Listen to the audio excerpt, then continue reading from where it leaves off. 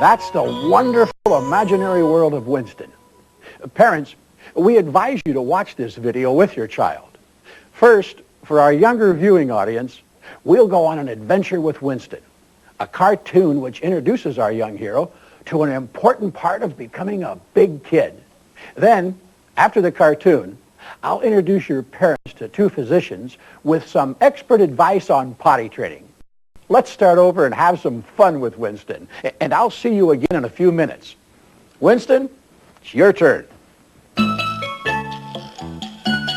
This is the story of Winston and how he and his friend Molly learned to use the potty and become big kids. This is Winston. Water! What did you say? Water!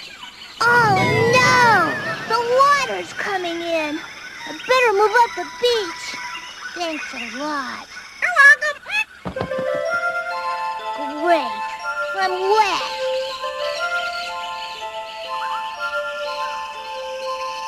Mom! Wet! Wet! Oh, Mom! I'm really wet! Really wet, Mom! Hey, Mom! I'm wet! Shh. You had a dream, Winston? Oh, but you really are wet, aren't you?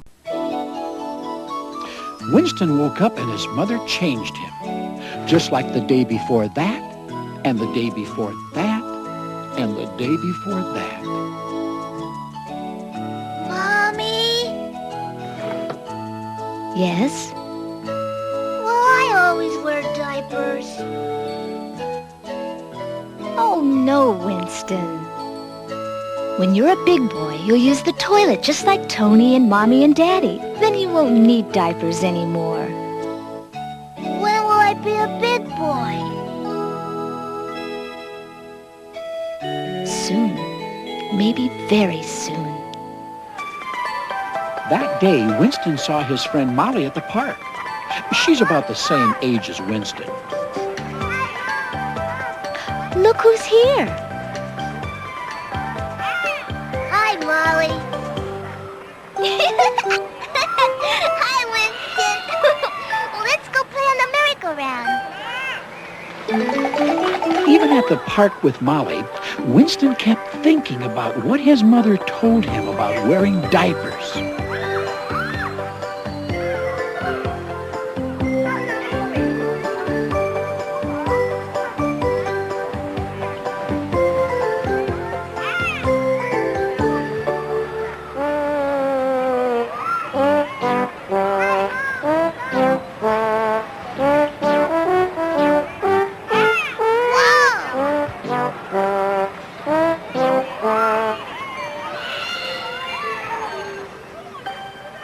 That's better. What do you see, Winston? Oh, never mind. Let's go play on the swings. You know, my mom says soon I won't have to wear diapers anymore. Me too. When I'm a big boy. Later that morning, Winston's mother said he would find a surprise in his room. Wow! What is it? Oh, it was a surprise, all right. Something new, but what was it? Was it a hat? Who would wear such a strange hat?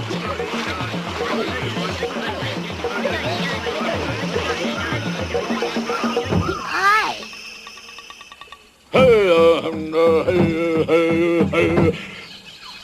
Hail, great chief! I'm not a chief. You wear hat of great chief? Wait a minute. You can't wear that on your head. It's not a hat. It's not? No, it's a potty seat. You sit on it. You never put it on your head. Oh. So you sit on it. Winston wondered if maybe it was like his car seat. Or maybe this new seat could take him to new places. Whoa there, partner. Look at my saddle, Daddy. You don't want to move around so much on that thing. Why don't we take it into the bathroom? Okay, Dad. Why don't we keep it here? You can sit on it whenever you like. You use it to go potty instead of going in your diapers. That's the boy. Look out! I gotta go! See? Tony's going to use the big toilet.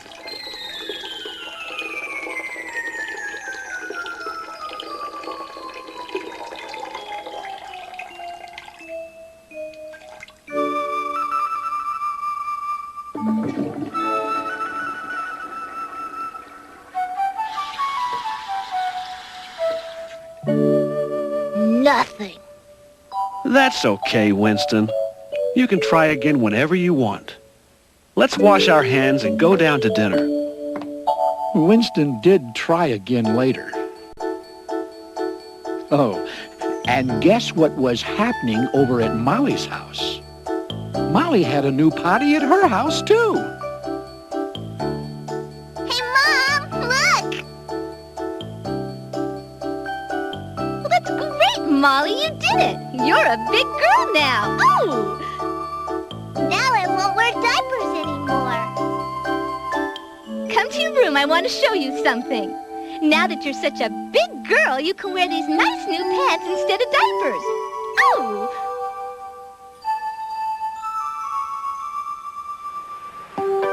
Guess what? I don't wear diapers now. I still got diapers. Don't worry. You'll use your potty soon. But when Winston sat on the potty that night, nothing came out. But early the next morning... Mom! Dad! Come look! That's great, Winston. We're really proud of you. You're a big boy now. Oh, and Winston was proud of himself, too. A few days later, Molly's mother and father took her on a long drive to the beach. She really had to go to the potty, but it wasn't there in the car. So Molly's father drove into a service station. They had a toilet there. One day, Winston was back visiting with the dinosaurs. Oh,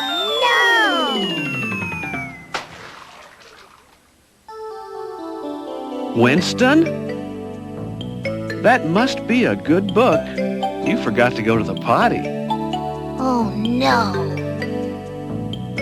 Don't worry, you just had an accident. You're a big boy. You'll remember next time. When Molly went on a jet plane with her parents, she used the special bathroom on the plane. Are you dancing or do you have to use the potty? Potty! Then get going before it's too late.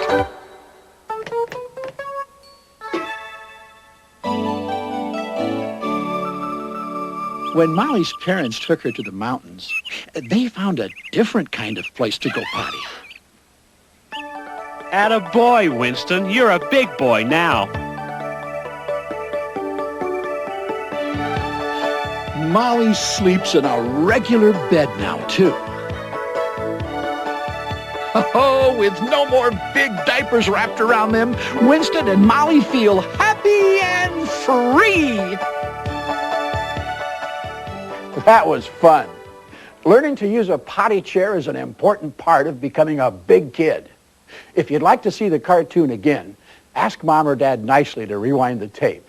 And you can watch Winston's adventure a second time. Rewind now, because the interview with Dr. Dan and Dr. Nelson starts in just 15 seconds.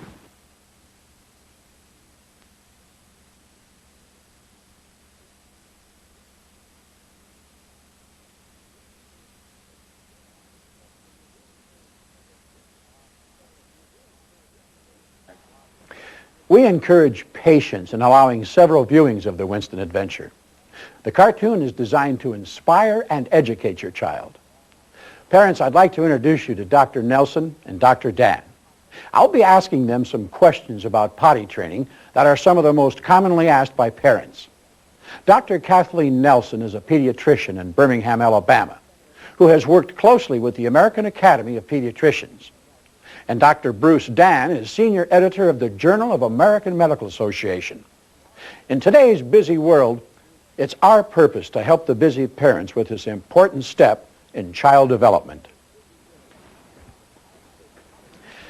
Dr. Nelson, probably the first question that any parent will ask is, when should I start trying to toilet train my child? Well, it's important to remember that no two children are exactly alike, and no two children are exactly ready to begin toilet training at the same time. Just as some children are ready to walk at 9 months and others not until 15 or 18 months, children develop the capacity and the capability of becoming successful at toilet training at various points. They have to pass many mental, physical, and emotional landmarks before toilet training can take place. And unlike other developmental tasks such as walking or climbing, toilet training occasionally takes much more of parents' time, patience, and attention than some of those other developmental tasks. Dr. Dan, how do you know when it's the right time to start? Well, sometimes there's some telltale signs. Usually they occur by the second year. But some children can be toilet trained as early as 15 months, and some have to wait as long as 4 years. It can be difficult or an easy task, but a lot of that depends upon the parents. If a parent tries to push a child, tries to get them to do something they're not ready to do yet, there can be a real struggle that goes on. And certainly there are important family situations that would make you not want to toilet train a child. For example, if a new baby comes home, or if you move to a new home, or if one of the parents is ill, that's probably not a good time to start a major task like toilet training. It's better to wait a little while till the child is ready. But in a usual family situation where things are stable, what lets a parent know that it's a good time to start? Well, there's some usual psychological and physical signs that give a hint to a parent that a child is ready to start toilet training. You know, before a child can learn to walk, they have to learn to coordinate their muscles, their bones, all their little physical things. And the same thing for toilet training. But by the time a child is ready to walk, they're usually ready to be toilet trained. But also a child has to be able to follow instructions, point to certain parts of their body, has to learn to sit down, stand up, undress and dress. Has to learn to walk with a parent and also imitate a parent when the parent tells him or her to do something. If it's not ready, if a child's not ready at that time, it's probably better to wait and wait for a better time. That's regardless of what the neighbor's kids are doing. Some children learn toilet training early, some late. You said that there were mental milestones as well? Well, there are certain emotional signs of readiness a child will display. They usually happen around 2 years of age, when a child learns to start organizing their environment, become individuals, become independent. They learn to interact with others, but this is also the terrible twos. But they also discover that mom is pleased when they do something good, and this is the perfect time to start toilet training. At a doctor's office, a child may take the little tongue depressor and start putting it in its proper little place. This gives you an idea that the child is ready to start organizing their environment. But at this time, the child can be a very independent, stubborn little creature. These are the terrible twos. It's important for a child to learn to control their environment. But if a child learns to cooperate with a loving parent, he can learn to enjoy these things. But until he does, there's probably little motivation for a child to be toilet trained. Dr. Nelson, if the parent has noted all these landmarks and the child seems to be physically and emotionally ready, how do you actually begin? Well, training shouldn't come as a complete surprise to the child. Hopefully he will have seen grown-ups or older siblings use the toilet.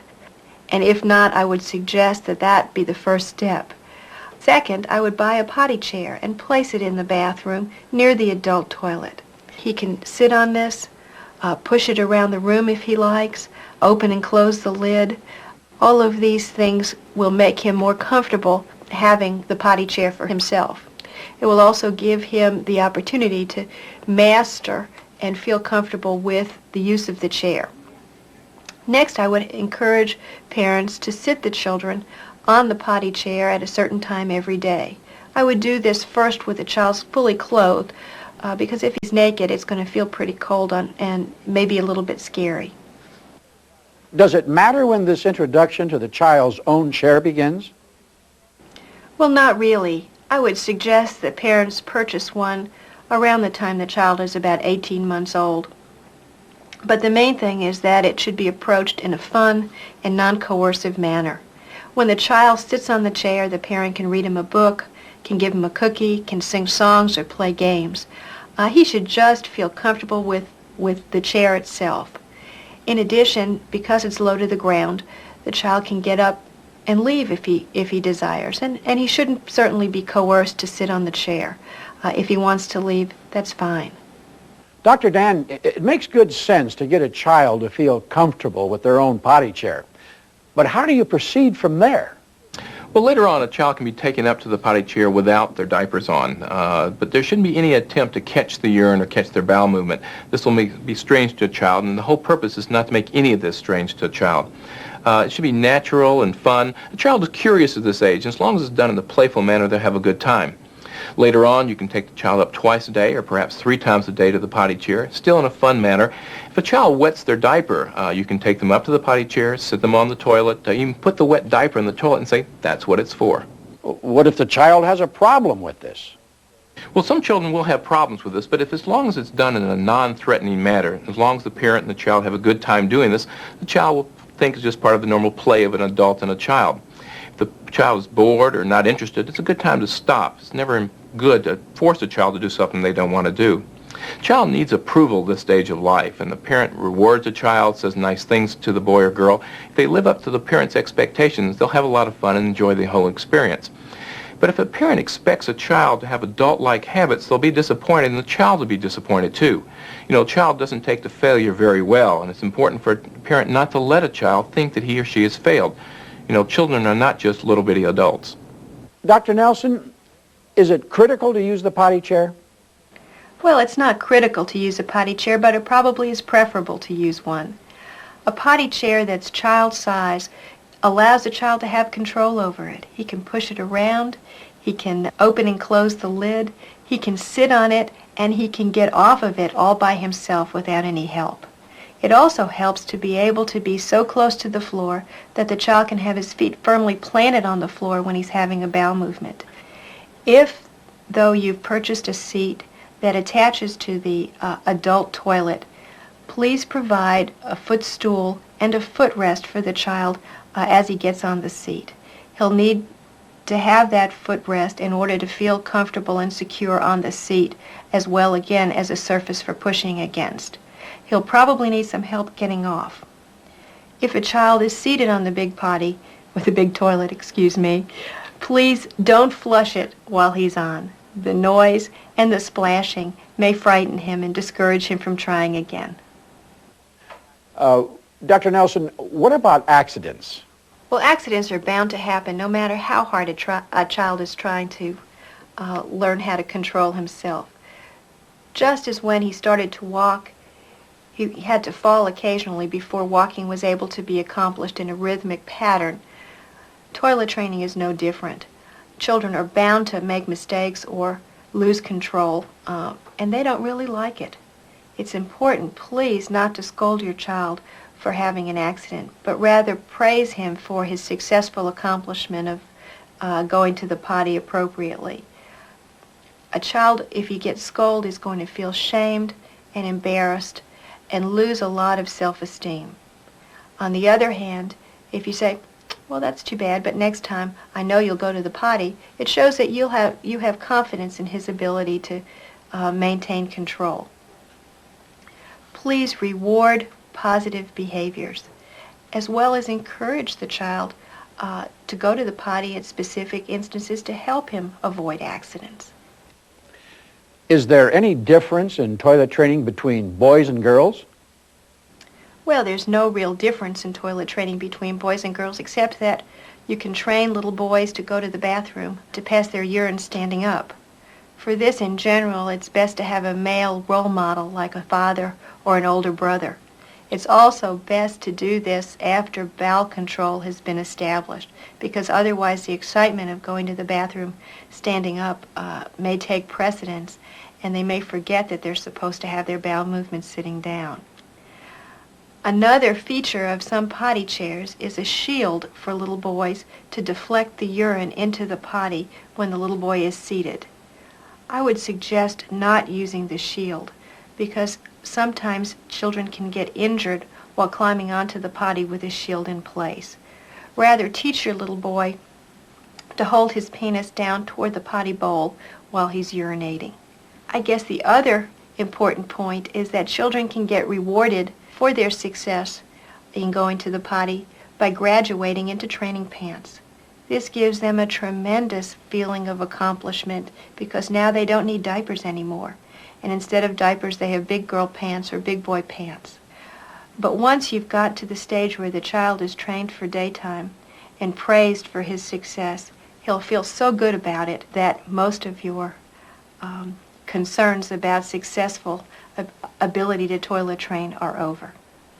Thank you, Dr. Nelson and Dr. Dan. We appreciate your time and for allowing us to quiz you on the subject of toilet training. I'll summarize the points we discussed. Children develop the capacity and capability of becoming successful at toilet training at various ages. Some children can be trained as early as 15 months. Some have to wait as long as 4 years. There are emotional signs of readiness. These are apparent in a child's ability to organize his or her environment and becoming independent, as Dr. Dan stated. Potty training should be discussed with the child, not a surprise. A potty chair can be placed near the adult toilet, and a routine can be established before the actual potty training takes place. Potty training should be approached in a fun and non-coercive manner. If a child is bored or not interested, it's a good time to stop. It's never good to force a child before he or she is ready to learn. And it's important for a parent not to let a child think that he or she has failed. It's not critical to use a potty chair, but it is preferable.